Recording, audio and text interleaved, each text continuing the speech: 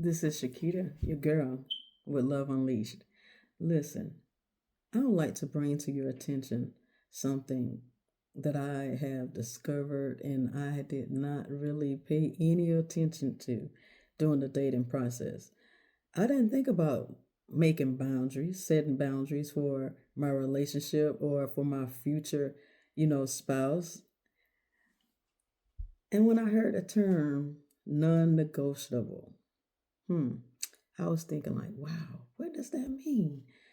So let's talk about it. Let's see. So, your non negotiables are things that you just say, listen, if you do this, I can't do it. I can't deal with it, and I won't deal with it. So, you have to set those healthy boundaries. You have to say to yourself, am I willing to go the extra mile to put up with these different situations that you're putting me in? Or am I to the point where I just feel like, you know what? No, that's non negotiable. I'm not going to live like that. I'm not going to do or allow you to do these things that's putting me in harm's way, that's damaging me or hurting me. So, no, I can't negotiate that. I can't deal with that. So, walk away. But if there are some things that's negotiable, then you say, okay, well, if you do this, this, and this, maybe I can forgive you. Well, you're going to have to walk in forgiveness because forgiveness is for you, not for the other person, really. So just heal. But you can say, hey, I forgive you, but I just can't see us moving forward because I just can't deal with that. But if you are willing to forgive, hopefully you are, then move forward, then work through it. The only way you can work through any situation if that person decides that they are willing and ready to change their bad habits. If they're not willing and ready to change their bad habits, then they're not willing and ready to be with you. So you have to make sure you set safe boundaries. Safe boundaries are where you need to make sure that you are extending yourself to the point where you're letting them know who you are. Truthfully, be your authentic self, be transparent, be who you are. And hopefully they will be transparent in who they really are too. So you can see during the dating process, that I can see myself spending the rest of my life with this person. But if you cannot see yourself spending the rest of your life with this person, then just go ahead and cut it off and say, listen, let's just be friends. I don't see where this is going. I don't see that this is going to work for me because of a lot of things that I'm noticing, even about myself, even in this relationship, you know, I just can't do it. Or maybe they might tell you they just can't do it because, everybody have their own preferences of what they desire, what they want and to see happen within their relationship. So you have to make sure you build together, make sure you speak about different things, just, have fun, enjoy each other's company. But even in that, watch out for red flags because people see things and then they brush it up under the rug, especially if you have had sex with each other. Sex clouds the relationship because now emotions are involved.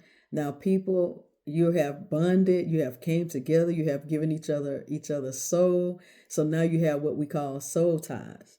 So with this being said, when you have given yourself to that person, you have given them your power. And what I mean by that is when red flags happen, you automatically say, oh, well, they'll be okay. I can help them change. We'll work through it. And those were some of the non negotiable things that you said in the beginning that you're not going to do or you're not going to put up with. But now you find yourself putting up with those things because why? You have committed yourself through sex to that person. Now you have connected or joined yourself to that person. So now you're just willing to put up with certain things that you said was non-negotiable. Now what you have to do is see, can you kind of retract and say, okay, listen, I know we have done what we have done, but at the end of the day, let's try to go slow.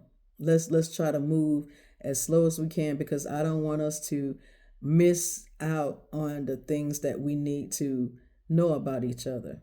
You want to know somebody's mind. You want to know how they think, how they move, how they deal with their finances, how's their credit.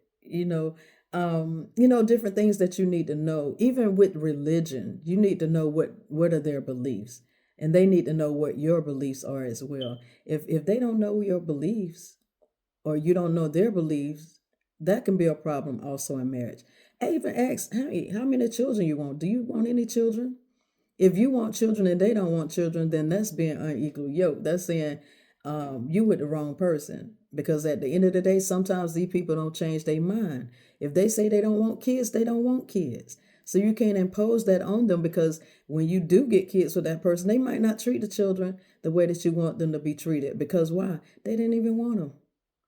So you need to be with somebody that has a like mindset. Not saying y'all got to be all the same, because everybody's different, but have some type of um you know cohesiveness where you guys are on the same sheet of music. You want to sing the same song sometimes, you know, and it's okay that you're different. It's okay that you kind of like some of the different things, but at the end of the day, when you really love each other, want to be with each other, you're going to start kind of gravitating to some of the things that they like, and they're going to start gravitating to some of the things that you like, and then you can bring those things together.